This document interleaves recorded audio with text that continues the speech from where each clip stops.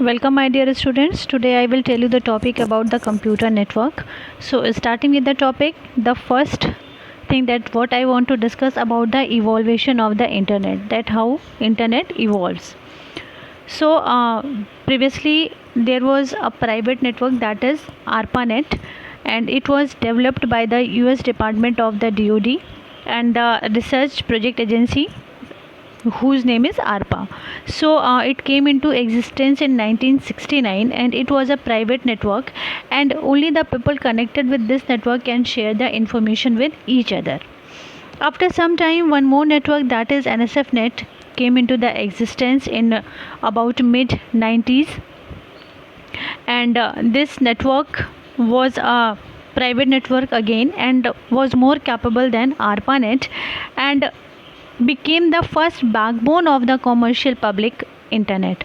But later what happened, that the different types of public or the private networks came into the existence, and after having many private networks, these networks came together, and the ARPANET, NSFNet and other private networks developed the internet in approximate 1989 or 1990, and the Tim Berners-Lee invented the term internet. So after evolution of the internet, we should learn that what is the network. So network is a connection of the computer or the group that are linked together in order to communicate with each other, in order to share something with each other. So the network may be of any type of or containing any type of computer system together. It may be of 2 or 3 type computers, 4 computers, millions of the computer, as we are talking in the sense of the internet. So network is a connection, or you can say is a group of the computers which are connected together in order to communicate or in order to share something. When we are talking about network, usually we are talking about sharing, because what we are interacting on the internet, passing the news, communicating the information, sharing our status via Instagram, via social media, we are sharing our information with others. So where the term network came into the existence or come into the existence, we can say that we are sharing our information. Now the main benefits of the network, that what we can do, we can ease of access, means every information, everything now become very easy to access. We can work from home, means we are connected with the server located at our office center, and we can complete our work or we can do our work from our home also. We can sharing our resources as hardware and software, and as I told you earlier, the main thing that what we are doing, we are sharing the information. So with the help of network, what we can do, we can share anything, share everything. It may be the hardware, it may be the software, it may be the information or anything else. Now the next topic that what I am going to discuss, that is types of network. So the type of networks depends upon the area and the size covered by the network, and it also depends upon the total number of computer systems attached to it. Now starting with the very first network, that is the PAN network. So the full form of the PAN is Personal Area Network. Personal Area Network consists within range of 10 meters. When we are talking about personal area network, so this is a sort of network that is used for communication among various electronic devices, as we are using at home. We are using the some other hotspot and connecting our phone or mobile with that hotspot. With the help of Wi-Fi, we are connecting our mobile phones. So within a close proximity, in a room, in a house, when we are using such kind of devices attached with each other, then this type of network is usually called the personal area network, or somewhere it is also known as the home area network, but the most popular term is the personal area network. The personal area network may be the wired or wireless, means when we are using the hands free, and if it is wired, then this is also connecting a network between the speaker and the microphone, that what we are using, and the device from which we are playing the audio and video. So this type of network is called the wired network. And when we are connecting any Bluetooth hands free, where there is no any wire is connected, then this type of connection is called the wireless connectivity. So in any type of the connectivity, when any type of wired connection is involved, then this is called the wired network, else it is called the wireless network. So usually you can also say this is the body area networks, means the devices nearby our body is connected with each other. So this is called the body area network. Suppose that we are using the share it. With the help of the share it, we can share our data from one system to another, one phone to another without any wire. So this is also a sort of network, that is the personal area network. Now moving forward, that is the local area network or LAN. This is the popular network that what we have studied earlier also. So the LAN is a net computer or a group of computers connected to each other in a small building or the area, and it is a less costly, and the LAN provides high security, and usually this type of network is found in a particular building, in a particular company, or you can say university, where more than one departments are connected with each other with the help of network. The next network area is the CAN. This is the new term. So this is the campus area network. So campus area network is used when we are connecting more than one LAN with each other, one or more LAN with each other in a confined place or in a campus. So this type of area network is called the campus area network. For example, if we are taking the example of the Lucknow University, this is a big university and there are so many departments are there. If there are separate LANs are available in each and every department, and these LANs are connected with each other, then it will form a CAN, or you can say campus area network. So with the CAN or the campus area network, you can say this is the larger than the LAN because it is connecting more than one LAN, and smaller than the MAN because it is not connecting the whole city as the MAN connected. So the next network that what I am going to discuss, that is MAN or the metropolitan area network. So the metropolitan area networks cover the largest geographical area, or you can say approximately it's covered a proper city, and it is used when we are trying to connect more than one branches of a bank. We are trying to connect the ATM. The cable TV is the most popular example of the MAN. For example, there is more than one bank in the Lucknow and located at different locations, and we are connecting with each other with the help of network. So in this case we are using the MAN, and the MAN is larger than the LAN, and its range is also higher than the LAN. The next is WAN, that is wide area network. So wide area network has no any limitations, but it span over a large geographical areas through a telephone line, fiber optics, or cyber links. You can say that internet is the biggest WAN in the world. So with the help of the internet, what we are using, we are connecting the whole world with a network, and we can collect information from any place. So this type of network is called the WAN.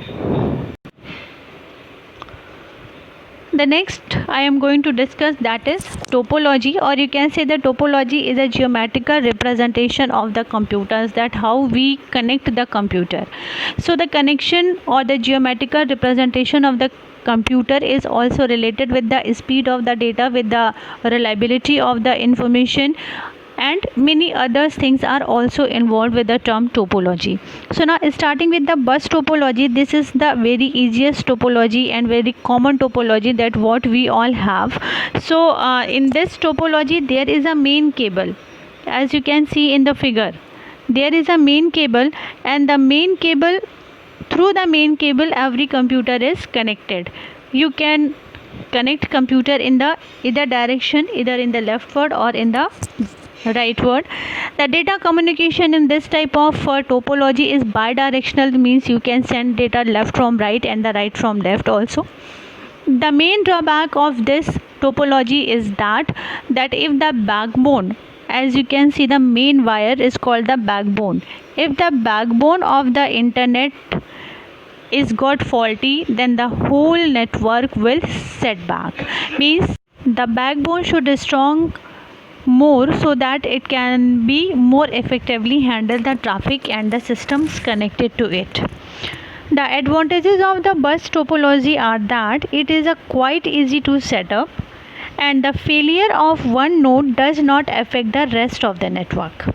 And the disadvantage is that it offers a limited flexibility of the change, and a signal on the bus must be strong enough to reach the receiver because the message has to travel among all the systems connected to the network. Now the next topology is the ring topology. In this topology, device is connected with the two devices on either side of it. Means it has two dedicated point to point links a device that has with the devices on the either side of it. So the structure forms a ring. So this topology is known as the ring topology. And if a device wants to send data to another device, then it sends the data in one direction. Okay, now moving towards the diagram, you can see there is a ring topology and a particular system is connected with the two systems on both sides, and it is unidirectional in order to send the data. The advantages of the ring topology is that it works well when there is no central site computer system, and it is more reliable than the other topologies. Especially it is compared with the star topology, and it is reliable than star topology. The ring topology requires a complicated control software. Means it is a little bit complicated in order to establish the ring topology, and the failure of the one node, if any system gets failed between the ring, then what will happen? The whole network will fail. So this is the disadvantage of the ring topology. Now moving forward, the next topology we had the mesh topology. In this topology, there is a dedicated point to point link among all the systems connected on the network. If there are n devices in a network, then each devices must be connected with n-1 devices. Means every device is connected with every other device, as you can see in the diagram. So this device is the very fastest device, but the maintenance of this type of network is very difficult, and it is also an expensive network because the cable cost is at the higher side. And the main advantage of this type of topology is that the failure of one node does not affect the rest of the network, because each and every network is dedicatedly connected to the other one, and the communication is very fast because it is point to point connectivity, and change in the network can be done easily. You can see the change can be done easily in this type of network. The next topology we have the star topology. In this topology, there is a central device called hub, and there may be a server in the place of hub, and all the other devices connected in the perimeter of the hub, as you can see in the diagram.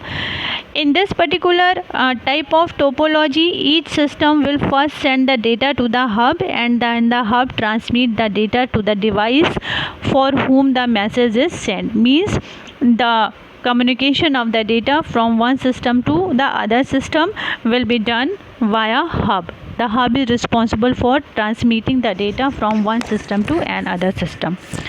The major backdrop of this topology is that if the hub is facing any type of problem or issue, then what will happen?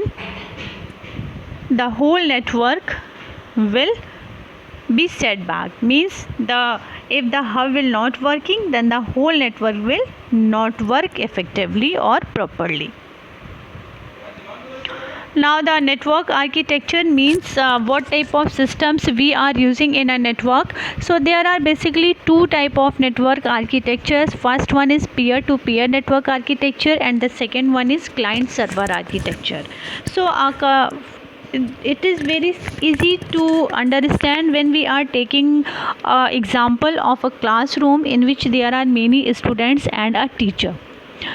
uh, if we exclude the teacher, there are only student in the class, so all the student are at the same level, same mental ability, same resources, same book and copies.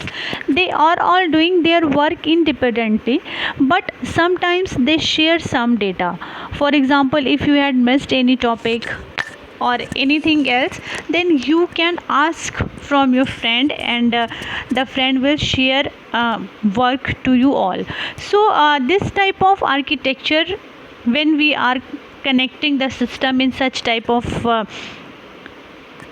architecture, then this is called the peer to peer architecture. So now in the terms of the network, you can understand it. If the computer that are connected with a network or at the same level, or computer having the same capabilities, same responsibilities, same CPU type, same memory type, same type of structure, so they are doing their work independently, but they are sharing data, they are sharing resources, and they are sharing the hardware and software resources also. So this type of architecture is called the peer to peer architecture.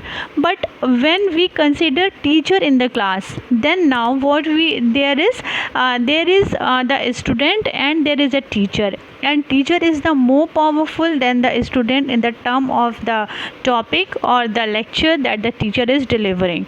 So the students are depend upon the teacher in order to collect the information.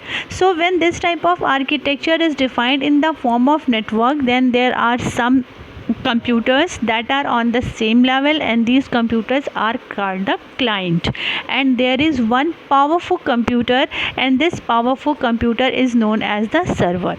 The client request their work from the server, and server fulfill the request of the client.